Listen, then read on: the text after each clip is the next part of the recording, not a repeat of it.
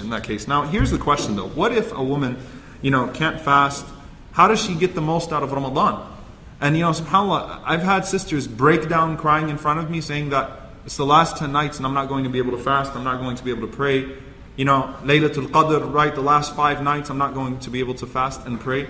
There's one hadith, wallahi, that should give you a lot of hope. Number one, the Prophet ﷺ, he said that whoever becomes ill, and we said qiyas, from analogy, the ulama compared a woman who cannot fast to one who is temporarily ill. The Prophet ﷺ said whoever becomes ill or travels and they miss out on that which they normally would have done, Allah subhanahu wa ta'ala records it for them in full. The hadith is in al-Bukhari. Tamma. Look at the rahmah of Allah subhanahu wa ta'ala. If Allah knew that you were going to stand up and pray and that you really had that desire and that need, Allah subhanahu wa ta'ala would write it down, not by your standard, by His standard. So you would have the full reward regardless. That's number one. Number two, still reading Qur'an. Now obviously reading Qur'an, that's a long fiqh issue. Rasulullah sallallahu he said that to Abu Hurairah radiallahu ta'ala anhu when he was in his state of janaba. Rasulullah sallallahu alayhi wasallam, he said, Subhanallah, innal mu'min la yanjus. The mu'min, the believer, never truly becomes impure. Okay? He never becomes impure. And actually there's a long hadith in Sahih Muslim where the Jews, the Orthodox Jews in particular, the explanation of the hadith seems to indicate that these were some of the more conservative Jews from Banu Qurayza, that whenever a woman would be at that time of the month, when she would be on her menses, that she would be abandoned completely, that she wouldn't be allowed to sleep in the house, right? SubhanAllah, she was treated like she was doing something wrong.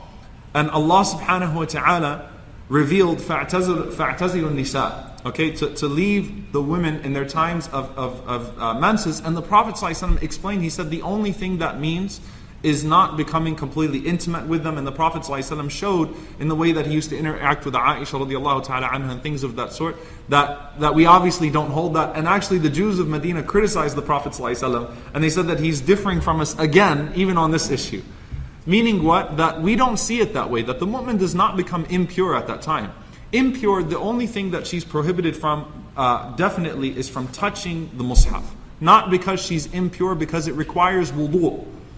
Okay, it requires the minor form of purity to be able to touch the mushaf and to touch the words of the Qur'an.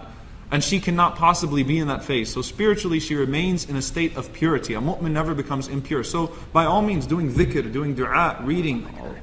What's that? Holding an iPad, the ulama, they say that when you're holding an iPad or you're holding an electronic device, it holds, at that moment, it takes the ruling of a mushaf, the words themselves. So they have ways, in the apps that you can turn the page without actually touching the words themselves. At that moment, it functions like a mushaf, from a fiqhi perspective. That's to be on the safe side. Okay, at that moment, it is a mushaf.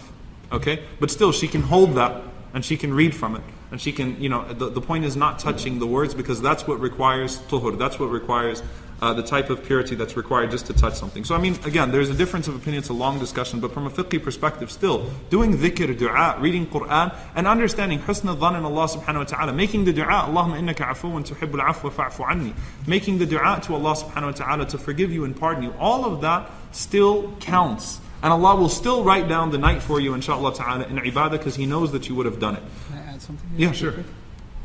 Assalamu alaikum wa rahmatullah. I was actually in Dar es Salaam, and the Imam was asked the same question, and he said something beautiful to the sisters, and I wanted to share that here. And that was that not only can a woman not pray and do certain acts in that time, but she's prohibited to do them, and her not doing them is actually an act of ibadah. In other words, this woman, in the entirety of the time that she's sleeping and awake, and not doing the ibadat that she's normally supposed to do, her not doing those ibadat is actually an act of constant ibadah for her, subhanAllah. That is above and beyond the fact that if she was in a healthy state, or in a pure state, a completely pure state, she would have done them. So it's recorded for her anyway, above and beyond that, subhanAllah. So actually it's almost unfair, man.